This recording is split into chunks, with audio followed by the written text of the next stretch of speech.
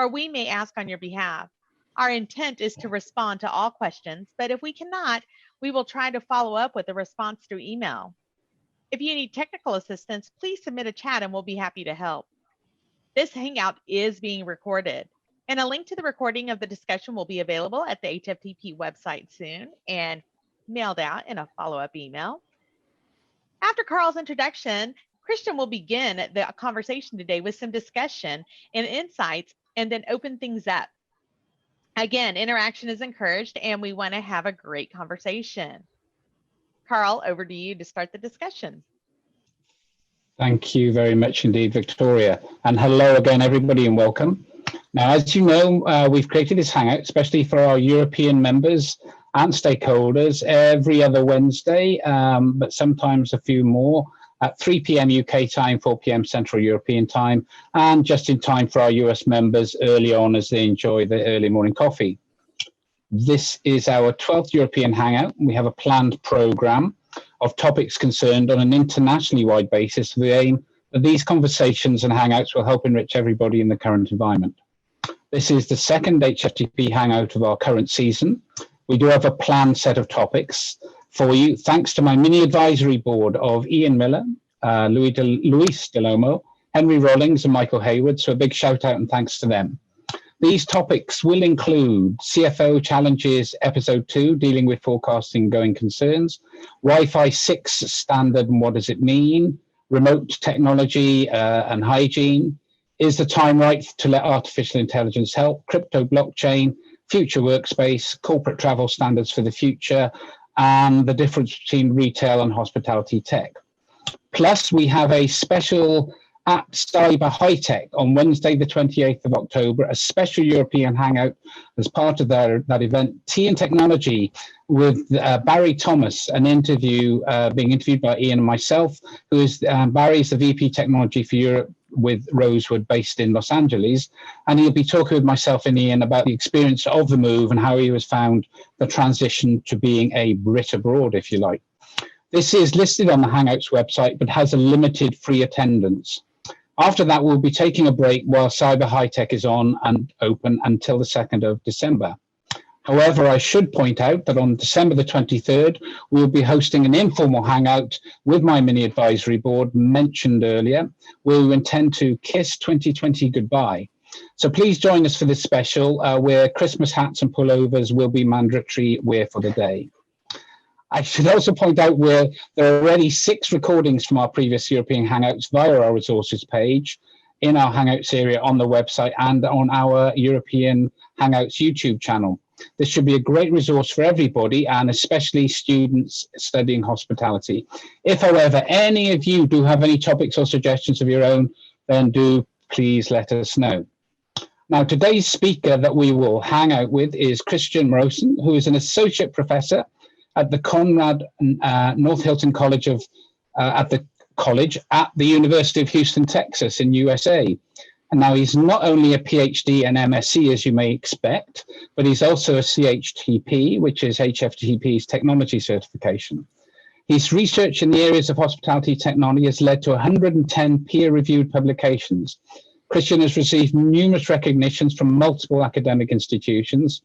And now the reason Cristian is here with us today is that HFTP felt that there was a need in today's strange environment to look into social distancing technologies in the hotel and in a revolutionary move, actually ask the essential question, what are our guests actually telling us? And so a study was commissioned that spoke with over 1,000 travelers in the USA to ask them their views. Cristian is the co-author of this report, together with a former president of HFTP, Agnes DeFranco, and he's graciously agreed today to summarize and discuss the findings with us.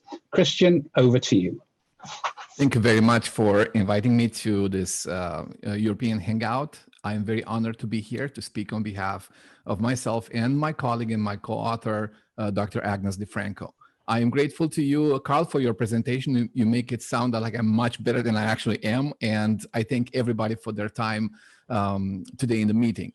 I'm going to share the screen here in just a second, and we'll go ahead and start the presentation. So in March, when we went online with our classes and things started to get from bad to worse, we were trying to understand a little bit more of what's happening with the industry and how can we help as academics. And one of the ways in which we academics try to solve problems is to do research. And that's, stuff that what we do normally on a regular basis. We train the students to do this. We share the results with people in the industry like yourselves, but also with other academics. And hopefully we'll build this, huge body of knowledge that allows us to get solutions and move forward despite these crazy times. So in March, Dr. DeFranco and I thought about, let's figure out a way to understand better what's happening in hotels with the technology, and assuming that at some point hotels will reopen.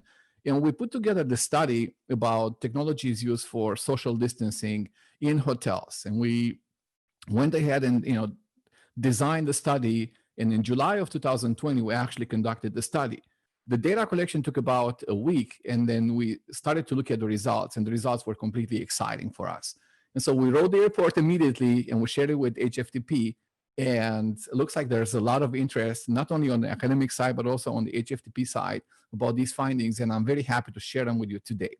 So in the agenda for today, I'm going to talk briefly about, the background for the study.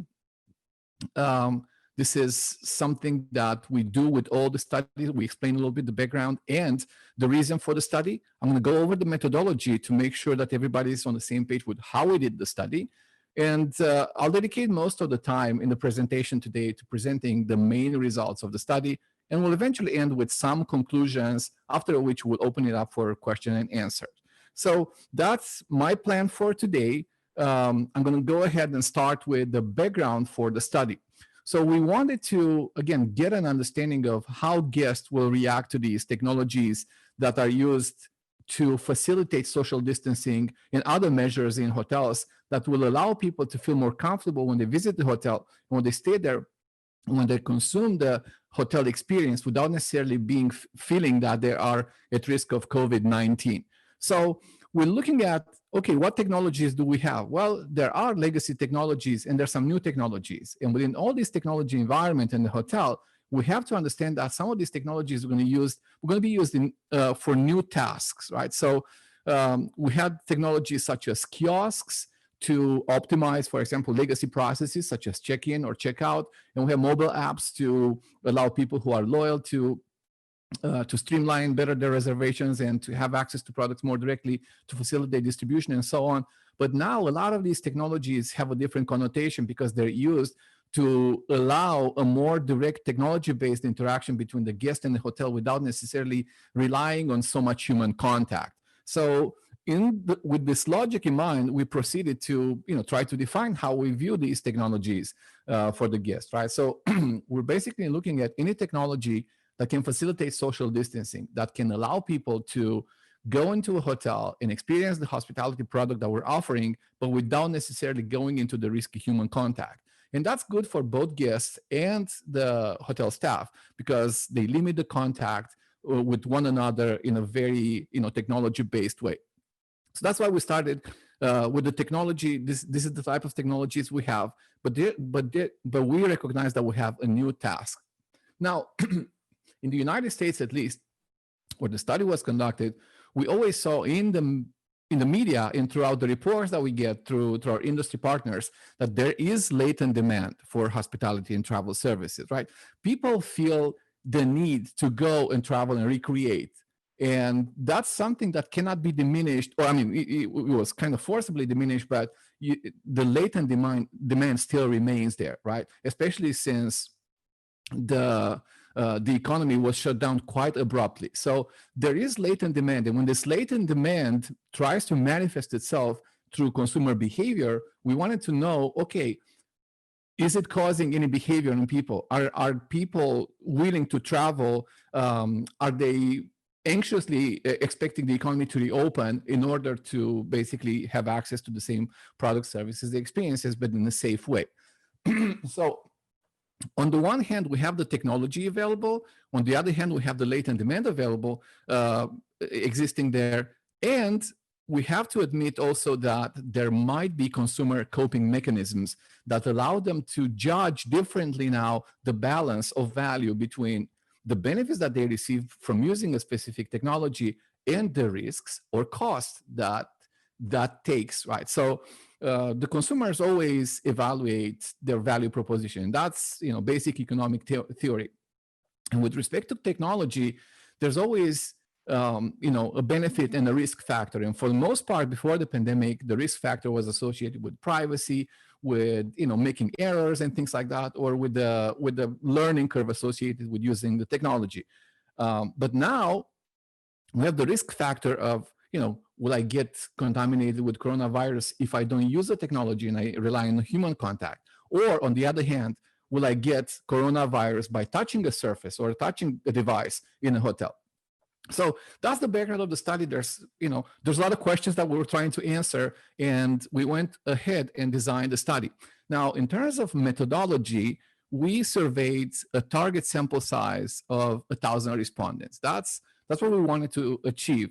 That's a sample size that is big enough to allow generalizations to the consumers in the United States who stayed in hotels, but also to allow for our statistical analysis to be valid, right? So we worked with the panel data company. We were targeting 1,000 respondents nationwide in the United States. And these are people who were filtered in the survey. We asked them, have you stayed in a hotel in the past 12 months prior to the study? And if they said yes, they were allowed in the survey. And if they said no, they were filtered out. After a pilot test of about 50 responses, we took a break. We looked at the responses and how data were collected. And we found that everything was fine. And then we proceeded with the data collection, the actual data collection, which took place in July of 2020. It took about 1 week, and we collected 1,070 complete responses. The method that we use to collect this data is a typical, survey methodology. We used an online questionnaire that took about 10 minutes to complete, and we included batteries of questions that are tapping into these abstract psychological constructs that we're trying to measure.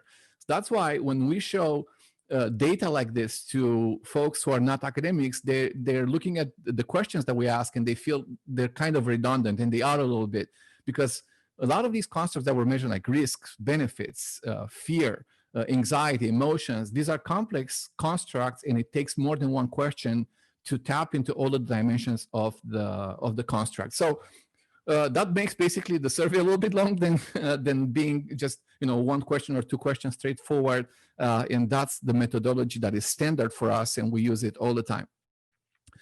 In terms of analysis, once we got the data, we proceeded to analyze the basic statistics of that. We basically put everything in Excel or in SPSS, and we run some pivot tables, and we look at different trends in the data.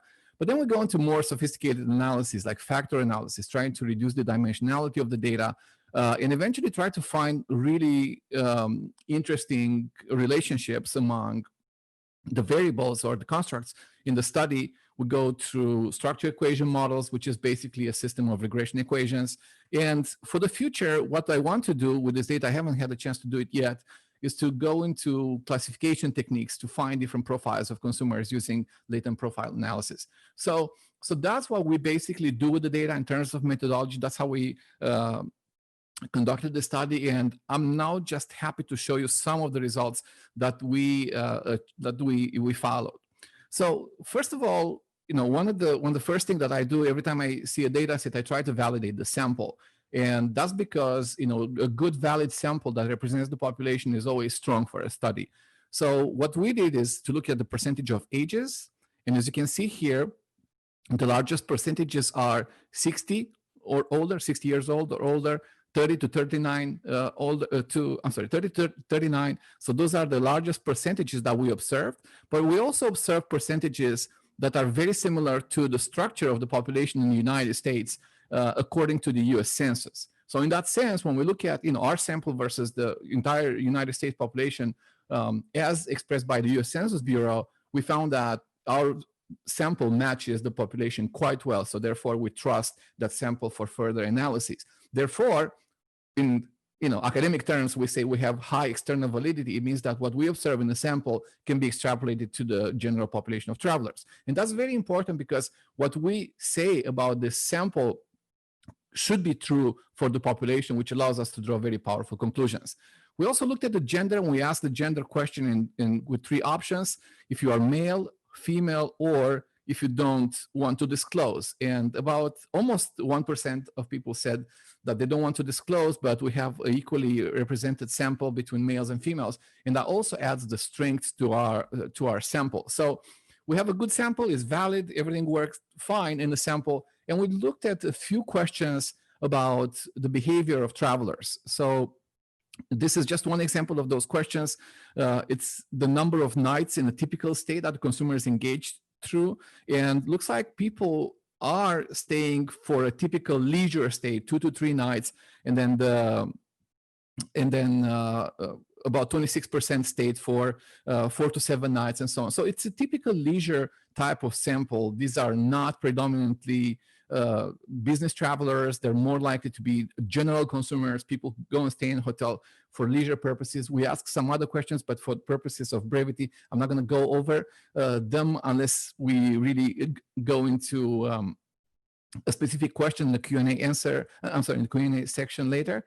But we have the data in the report available for you if you need to have more answers about that.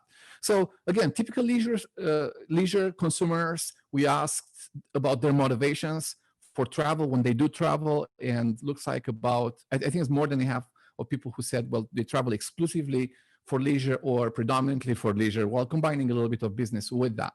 So we have, a sample that is, valid, representative, and it represents the general trend in the population. Before the pandemic, they would travel mostly for leisure to enjoy themselves. Now, we started to ask them a bunch of questions related to the technology for social distancing in hotels, but also questions related to technology in general. So on the first question, or batteries of questions we asked, is about their perceived comfort with technology. Sometimes you will see these constructs being called technology anxiety, or fear about technology, or technophobia, or something like that, but we just wanted to see their level of comfort with the technology. And so we asked 6 items here, and what we wanted to see is, how comfortable they are around technologies. Are they going to use it, or are they not, right? And that's a very important question, especially when you look at the overall population in the United States, thinking that, a lot of the percentage of population is aging, and they're not really comfortable with a lot of the technologies that they see for, 1 time or 2 times a year in a hotel, and they don't use it. Therefore, they lose the skills to use it, or they have to engage in a learning curve to learn again when they go to visit maybe a different hotel. So, questions like, I'm confident I can learn, I feel apprehensive about technology, given the opportunity, I will use technologies. I am sure of my abilities to understand the technological input or interact with the device on my own, right? So we measure all of these items on a scale from 1 to 5, 1 being, strongly disagree, and 5 being strongly agree, with the option number 3 in the middle as a neutral point. And so, these scales all reflect that. And if you look at the highest values, right, I'm confident I can learn to use the technology, around 4. That's really interesting for us because, again, it shows that there's potential. There's potential in people adopting technologies that they see for the first time in a hotel, and it doesn't take a long time for them to get familiar with these technologies and to actually use them, right? Another important item is this one. I'm sure of my ability to understand technological input or to interact with devices. And these are, again, beyond the neutral point. This is probably like 3.8 or something. And these are very, very, telling pieces of results, because they tell us that there is potential for people to adopt technologies in hotel, even in these, or especially in these conditions. One of the most important questions that we ask is about the benefits, the perceived benefits. And again, these are people who are not using the technology right now. They're not traveling right now, but we asked them to imagine that they were traveling and what's going to happen with their perceptions when they actually do travel. So we ask them, what are the benefits do you see from the technology? And one of the statements was like, I feel that using technology for social distancing is beneficial to reduce the risk of getting infected with the coronavirus, right? So that's a typical item. And as you can see here, all of them are around 4, right? So they're very close to 4. This, first item is 3.9. So they're very, very close to 4. 4 is agree, just typical agree. So people do see these perceived benefits, right? They have no way to evaluate the real benefits. So while they rely on their perceptions of these benefits as they evaluate the technologies. But we also looked at the different aspects of these benefits, right? Because throughout the pandemic, we hear all the time, hey, there's benefits for you, but how about the greater good? How about everybody else? And we wanted to capture that aspect in our survey. And so we asked them, how about, what benefits do you see from using this technology for somebody else, right? So we call them social benefits. Sometimes you see them in the literature as social rewards. It's basically benefits beyond the immediate benefits to the person, and that reflects benefits that someone can cause to somebody else by using a specific technology, especially in this context, right? So for example, using this technology for social distancing in hotels will prevent others from getting sick with the coronavirus, right? So this item is 3.8, right? So you can see here, I think this was benefit number 4. So a lot of these items or questions go beyond the neutral point. They go into the agree territory. And for us, it's very telling because it shows that in the United States, with these consumers, not only that they're looking for benefits for themselves, but they also recognize the benefits that their use of technology can have for others that are involved in that service scape. So that's a very interesting result. And we wanted to break apart these 2 types of benefits from general benefits to social benefits. But of course, we looked at risks as well. So when we looked at general risks, that's something that we can't really overlook from the evaluation of the technology. So we're looking at general risk of using technology for social distancing, and the scale remains exactly the same. One specific item or one sample item would be like using technology for social distancing would involve many unexpected problems. So it will involve unexpected problems, or it would be risky to use these technologies. You'll be high potential for loss. So typical risk scale that you see in all the literature. And as you can see here, the results indicate that this risk is not necessarily high as being perceived by the respondents, right? So look at them. They're in the disagree territory right here. They're around 1.1 and so on. The average is around 1.1. So we can see that people really understand that there is a risk, but the risk is not high for them. So that's another interesting result that we found. And just like the logic with the benefits, how we broke apart the benefits into regular benefits and social benefits, we wanted to look at the health risks of using technology for social distancing. And we asked a few questions about that. For example, using technologies for social distancing can be detrimental to my health during the COVID-19 pandemic. And people tend to disagree or be at the most in a neutral position vis-a-vis this question. And this is, again, another one of those interesting results. So now we have what it takes for the consumers to produce an evaluation of the use of this technology, right? On the one hand, we have these benefits, and on the other hand, we have these risks. And now the consumers are ready, or at least in their mind, to make an estimation of the value of using these types of technologies. And now we gauge that, so we have a good understanding of how that basically mechanism works.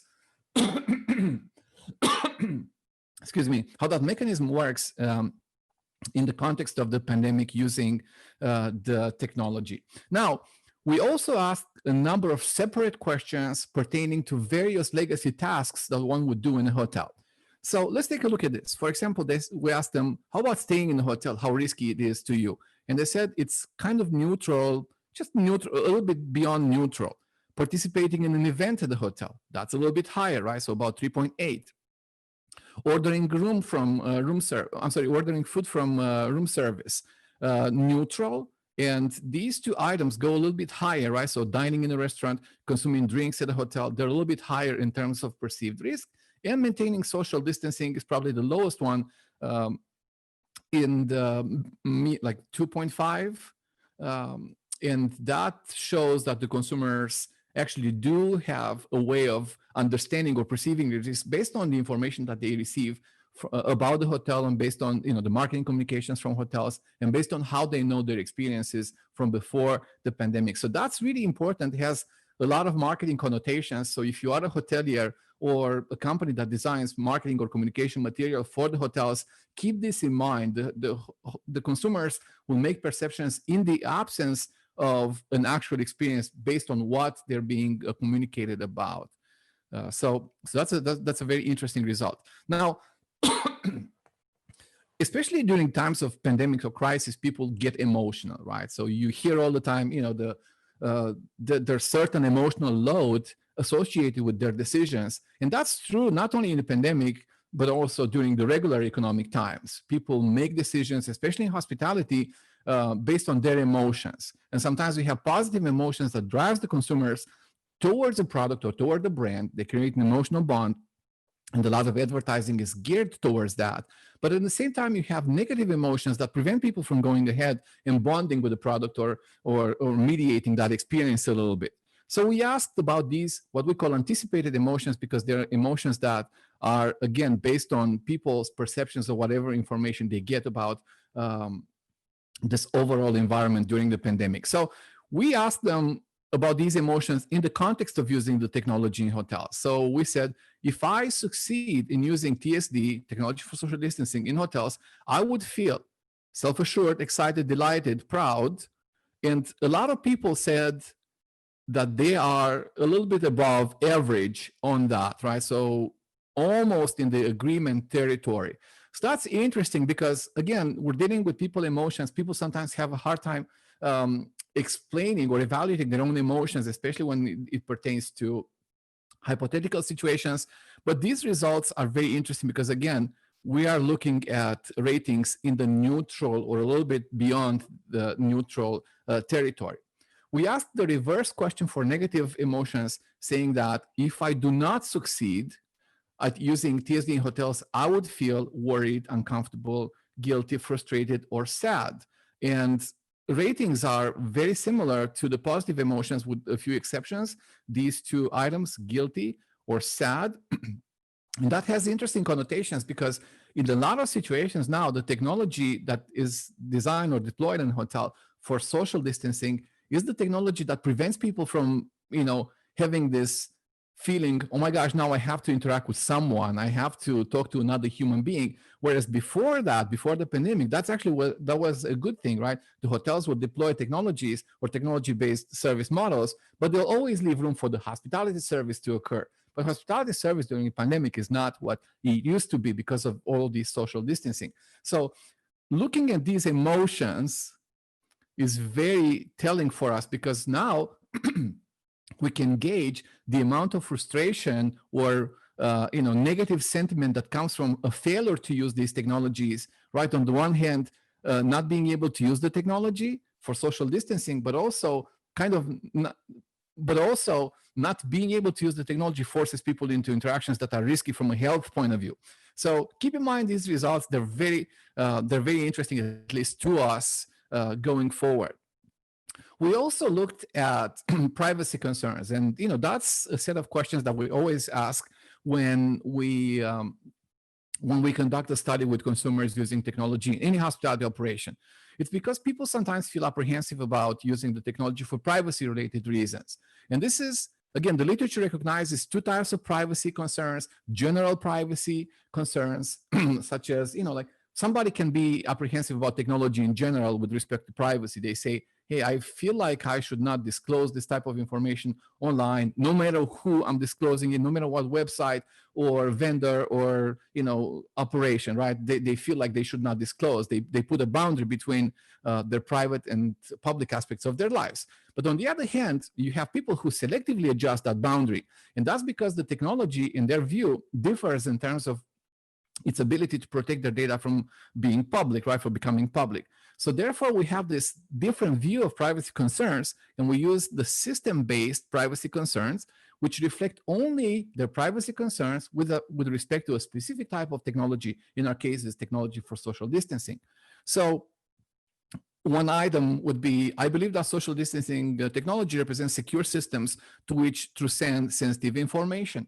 And people say that they are neutral or a little bit above neutral point. In other words, there is a little bit of concern, but they do understand that. So now, again, the perennial aspect of technology, which is privacy, remains somehow active or true in the context of other risk factors, like the risk of getting infected with coronavirus. So again, we always look at these items, privacy concerns, especially system-related privacy, because it's important to understand what really motivates people to move towards the technology or stay away from a specific technology. We also wanted to go back to that logic of the latent demand. And that's very important because, again, in March, we shut down and the school shut down and everything, and nobody was traveling anywhere. And then throughout the following months, people started to manifest that latent demand. Hey, I really want to travel. How can I travel safely? Are the hotels still open? Can we do something else? Can we do things outdoors and stuff like that? And people in the United States, because again, this is such a big country, had different views about that.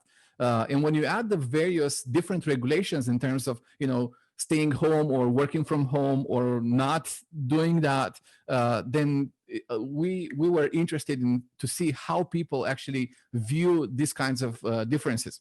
So one aspect of that kind of logic is the concept of fear of missing out. It's a concept that was only recently introduced to our research agenda. It's because it was never such a prominent issue, but now, and especially in hospitality, because the hospitality products are so experiential, so intangible, and so visibly consumed online now due to social media reports and all the stuff, we notice that people become influenced by others in a more visible way to consume hospitality products, and that latent demand gets stimulated by that. So we wanted to tap into people's fear of missing out, right? Are they really feeling that they're missing out by not going to a hotel? Or if they are going to a hotel, what kind of experiences are they having relative to their peers? So one sample item is, for example, when I miss out on a planned get together, it bothers me, or I keep tabs on, what other folks are doing, or I'm jealous and stuff like that. So we had 6 items, and people seem to be, again, neutral with a few exceptions. Looks like people are trying to view the logic of staying in a hotel during the pandemic or after the pandemic in a more individualistic way, not necessarily being influenced so much by everybody else who's traveled or posted things online and things like that. So, and that could be attributable to the general population character of the sample, right? Think about, we have maybe half of the sample who are people who are 40 years old or older, who are less likely to be influenced by postings on social media than younger folks are. So that's a very interesting result, and definitely it requires a little bit more study to understand exactly how that works with respect to various groups of consumers. And eventually we looked at their intentions to use, which basically determines their behavior, right? The intentions are used in many studies, especially when there's no opportunity to study behavior altogether. We look at intentions as surrogates of behavior. So we looked at a number of tasks related to technology in the hotel, and we ranked them based on the magnitude of their scores. So we started with this first one at 3.71. We asked people, are you likely or not likely to use these technologies? And we had a 5-point scale ranging from 1, not likely at all, to 5, highly likely. So the highest ranked item was this one, standalone guest room technology like TV, alarm clock, thermostats.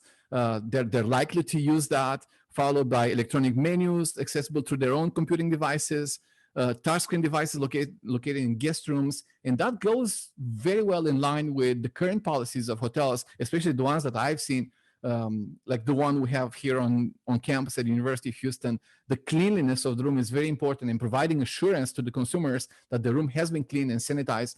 That could cause these ratings to go up because, again, these are all technologies that are used within that sanitized, clean environment, and people like to use, or they use their own devices that don't necessarily have anything in common with other guests.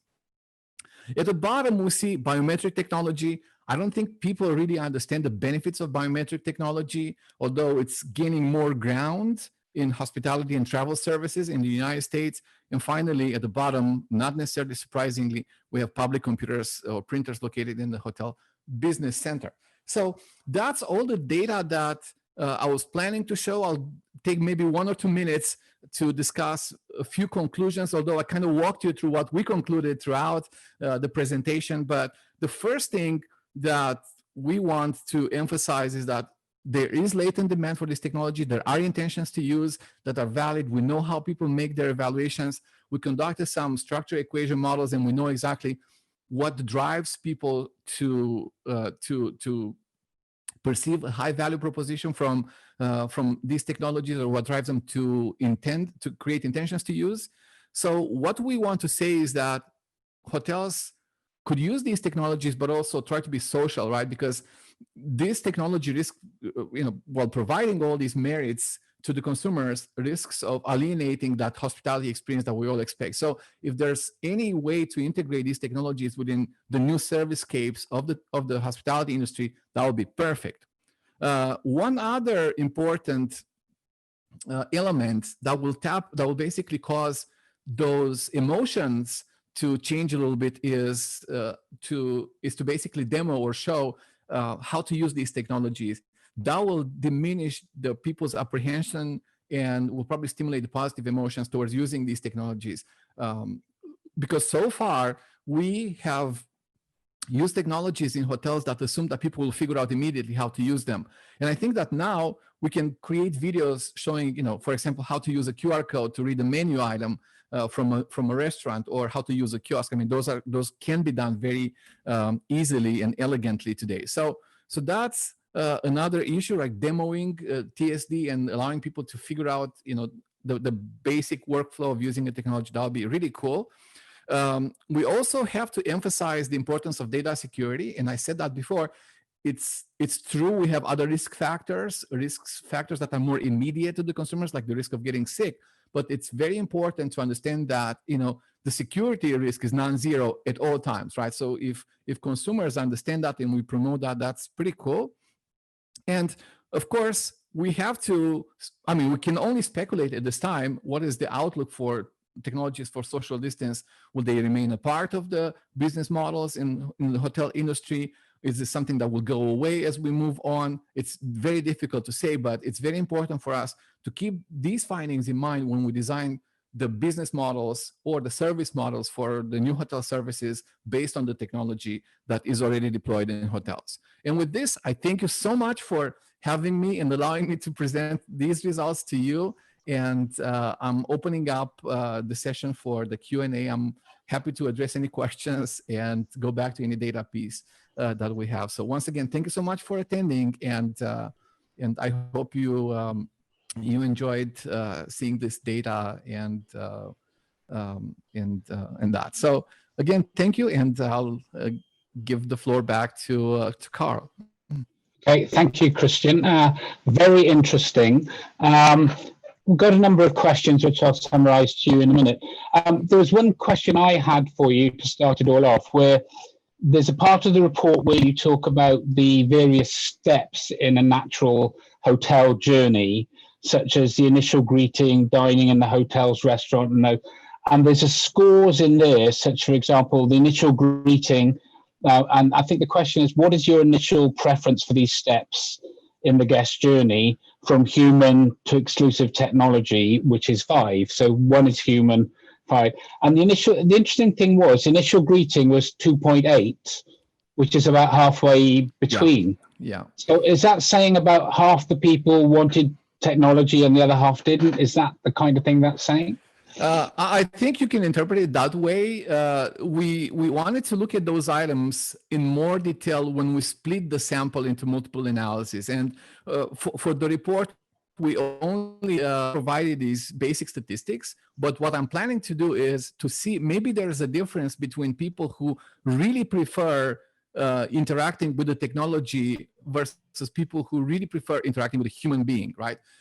So right now, for the general sample, the values are pretty much split, for example, with respect to that item. But what we normally do in a situation like this, since the scale has 1, 2, 3, 4, 5 values, we group 1 and 2 in one group, we discard the 3 or leave it alone, and we group 4 and 5 in a different group. And then we start to compare their intentions to use, their risk factors, and all of these items based on the two groups that we now have created. So I'm expecting to see differences in terms of the way people perceive these technologies based on their normal interaction preferences.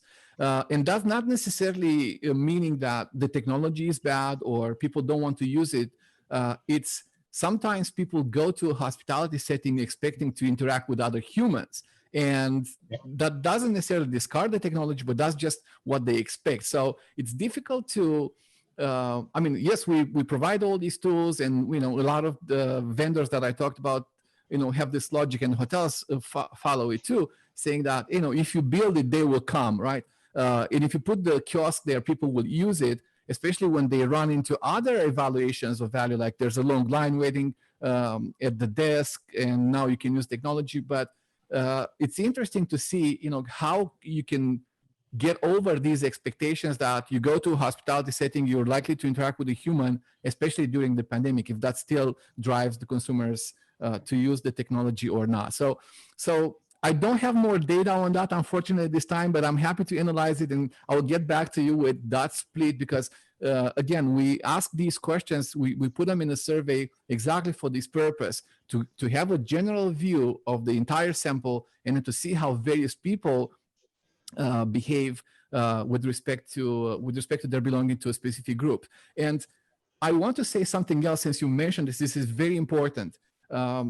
In the marketing classes that we teach in college, and this is true when you read all the reports about marketing, especially like we look at political marketing and stuff like that, people will be driven to engage in behavior based on a number of factors, but their belief systems are very important.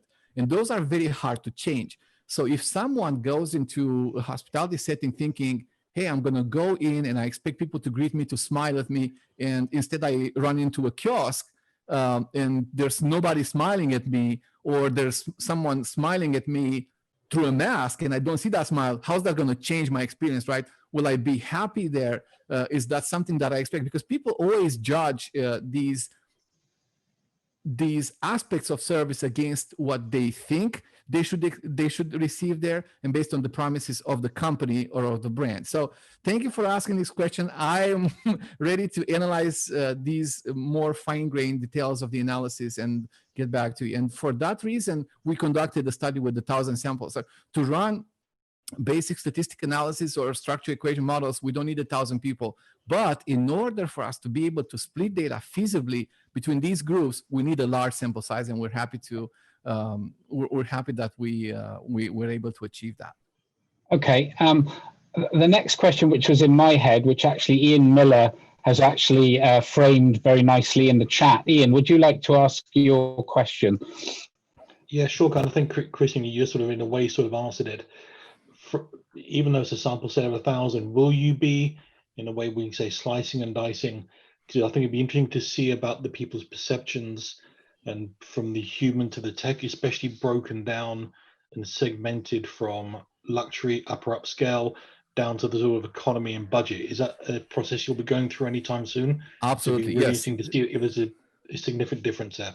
Absolutely. I haven't done it yet. And thank you, Ian, for this question. This is absolutely amazing. We, again, have the luxury of having a large sample size. And that allows us to go into details. Like if I have to split 1,000 data points, into the 5 points of a scale, I can still have enough data in one group, right, to run a sound statistical analysis. And there are some questions that are sacrosanct to us, like the type of hotel where you're staying, your age, your income, and things like that. Those are basic demographic or behavioral questions that we always ask. And your question about the type of hotel is very pertinent, because it looks like from the reports that we're seeing, it looks like certain hotels are poised to recover faster than others. And it's interesting because based on the hotel class that someone would be visiting, they should expect more or less of a technology development there, or a technology presence. So looking at, mid-scale versus economy, or luxury versus mid-scale, we could probably see differences in the way people approach this, right? I'm assuming that people in a luxury setting will expect more of a personalized experience versus in, like a mid-scale hotel where everything is task optimized, right? So you go into your room and that's your sanctuary, right? Versus in a more like a boutique type of experience where everything surrounds, like the service-scape is built around the social experience, right? I mean, people like to be there on their devices, like to optimize certain legacy processes, but at the same time, they want to be together alone, right? Together with others, seeing others, but alone on their devices, right? So there is a lot of merit, and being that, given that we have such a large data set and there's so much stuff that we can do with it, we're just looking forward to analyzing the data, and we'll plan to report that. So we can do multiple types of analysis. Like I said, one of my favorite type of analysis is segmentation, and we can do segmentation using, like classic techniques such as, k-means clustering or cluster analysis and things like that. But recently I've been looking at, more like a more theoretical based approach to segmentation, like latent class analysis or latent profile. And for the people who are not experts in statistics, it's like you want to paint a painting using 5 million colors, right? So that's the difference in these statistical techniques that allows us to get into like really fine-grained segments and then describe their behavior and their characteristics. And I think that's going to be very useful for hotels or for vendors of various technologies, because it goes exactly to the specific motivations of a very small but homogeneous groups of people. So yeah, that's our approach to that. Okay, Colin, Colin Bidwell, are you still with us? Would you like to ask one of your 4 questions? Gosh, sorry. Hi guys. Yeah, I'm surprised almost. There's not more people on here basically, but I guess the sort of the question, it's from the kind of make it generic. I mean, technology helps social distancing, it helps physical mobility as well. So I guess the questions I've got is, what's been the feedback from the market? Has the market got the right level of tech adoption on and using the right arguments indeed in order to obviously take us out of this huge pandemic that we have? So that's, I guess, the 3 questions built into one, isn't it? Basically, what's been the market response? Have we got the right level of tech adoption, basically, for social distancing?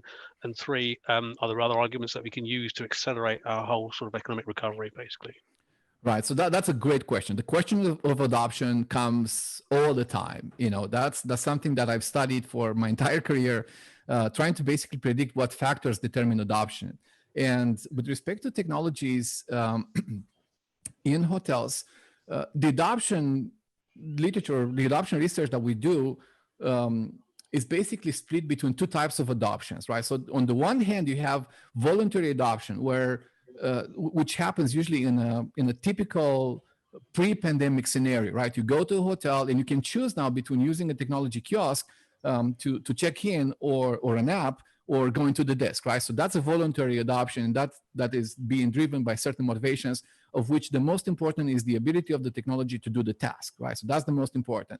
And then second to that is the ease of use. But ease of use is not always important, because sometimes you'll see, software or hardware that people will adopt despite being very, very, very difficult to learn, but they adopt them because there's the best type of software in the market. Now, in the pandemic, people are pretty much forced into adoption. So that changes the motivation a little bit behind the adoption process. I think the best way to look at it is to look at other mandatory settings in adoption, such as, travel. For example, in Europe, you have the ABC gates, right? In the United States, they're not as prevalent, right? Automatic border control gates. You go in and, there's all this biometric technology that is available. In the United States, they're not as prevalent. And now, you still have some artifacts similar to that are on the market and are available to consumers, and the consumers weigh the benefits differently in terms of they're trying to avoid the risk rather than just getting into, like appropriating a benefit. So I think the same logic will apply here. We have a few models that we ran to try to gauge the value and the factors that drive value and the factors that drive intentions to use these technologies. And what we learned so far is that, remember when we discussed that health risk battery of questions, that doesn't seem to have an effect on the value of using these technologies. So if health risk goes up and down, it has no effect on people's perceptions of value. But the social benefits, right? The social rewards, I'm using technology and it's good for me, but also good for everybody else in the hotel, that is influencing very strongly, or it's associated very strongly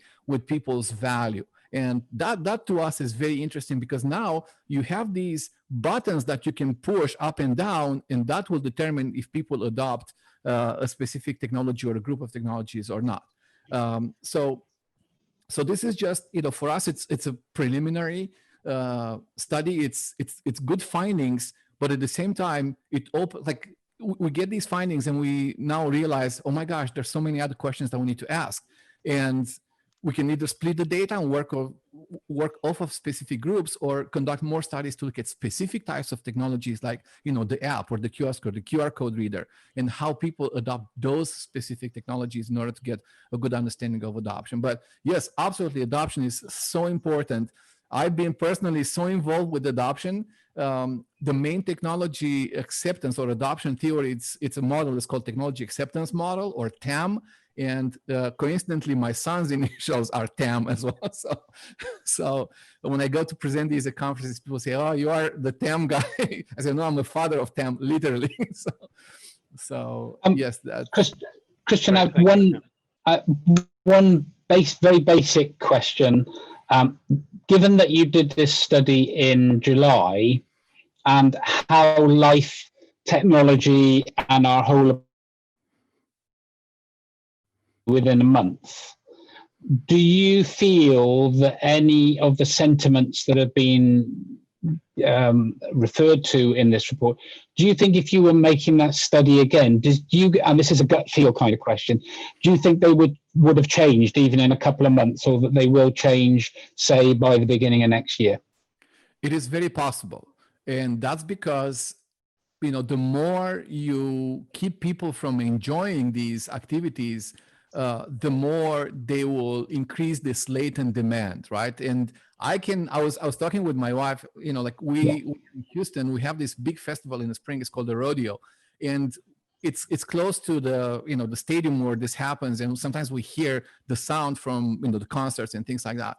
And I was talking with my wife, oh my gosh, can you imagine when everything reopens? People are so crazy about I want to go out, do something, anything, right? So I think that, the more this takes, right, the more this pandemic takes, and, the more we wait until a normal, course of the economy or the normal course of business, the more you're going to build this demand, and that's going to stimulate all sorts of consumption behaviors, right? Like using a specific technology or bypassing it. But I think what we're going to see in the future as we progress is a lot of consumption of any kind of hospitality products, because being a tertiary sector of the economy is the first thing that gets cut when there's something like this happens. But when things get better, this is the first thing that will be consumed. So I think, yes, there is potential in observing different things if we conduct the study now, and we'll see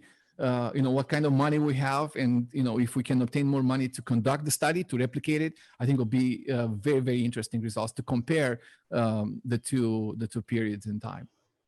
Okay, great. Well, Cristian, thank you so much. Now, for everybody on the call, before I hand back to Victoria, you can download the full report either on today's registration page or it is in the chat. Barb has put it in towards the end, and it gives you a little summary story on our HFTP Connect blog, and then there's actually an opportunity to download the report as well in PDF, where it's got full information in there. And the second thing is just to remind you, our Hangout next week is on October the 7th at the same time. Even if you aren't camera ready, we will be ready here for you. The topic will be the CFO challenges in the current environment, episode 2 with Paul Nisbet, the CFO of Valor Hospitality Partners. And it's all about how the CFOs have moved from dealing with the immediate crisis to proving that your hospitality business is a going concern. And Paul will discuss his approach to commercial forecasting and projections, and on your business models, both for the business itself and, of course, for your auditors. So I will see you over to Victoria. Victoria. Oh, thank you so much, Carl. And thank you, Cristian, and everybody for joining the Europe Hangout today. Before we close, I just wanted to reiterate the Europe Hangout next week. That registration will be up very soon.